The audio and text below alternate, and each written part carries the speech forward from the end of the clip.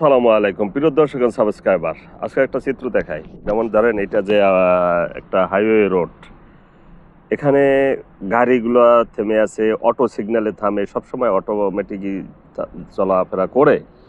কিন্তু আপনি একটা আশ্চর্যজনক বিষয় হলো কোনো হুইসেল শুনতে পাবেন না। যেমন বাংলাদেশে যেমন হুইসেলের কারণে মাথা পাগল হয়ে যায় এমন অবস্থা যে প্যাপু শব্দ প্যাপু শব্দ। এই দেশে কিন্তু ওই ধরনের কোনো হুইসেল নাই। মানে হুইসেল দেওয়া মানে এমার্জেন্সি।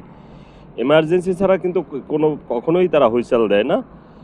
তবে এদেশের এই জন্য শব্দ দূষণটা কম, কিন্তু বাংলাদেশে যে পরিমাণ হুইসেল বাজে এটা কিন্তু বিশাল একটা গোল চত্বর। এখানে কয়টা, একটা দুইটা তিনটা চারটা পাঁচটা ছয়টা সাতটা আটটা আটটা রাস্তার একটা মুখ, ঠিক আছে? কিন্তু আপনি দেখেন, আপনি কোনো শব্দ শুনতে পাবেন না। গাড়ি অটোমেটিক্যালি থামতেছে, আসতেছে, যাইতেছে। কোনো ধরনের আপনি হুইসেল বা কিছু দেখতে পাবেন না। সেইটা হলো মূল কথা। তো আমাদের দেশেও কিন্তু এরকমের পাওয়াটা খুব মুশকিল। কারণ কি, দেখা যায় আপনি যেখানেই হন, সিটি শহরে হোক বা লোকাল ডিস্ট্রিক্টে হোক, যে কোনো জায়গায় টুনটুন গুনগুন যার যেভাবে পারে হর্ন লাগাইয়া মোটামুটি একদম মানুষের জীবনকে অতিষ্ঠ করে তোলে।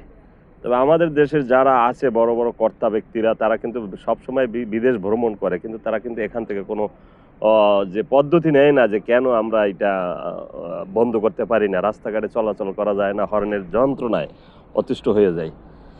তো ভালো থাকবেন। আমার মতামত দিলাম, আপনাদেরও মতামত দিবেন। আসসালামু আলাইকুম।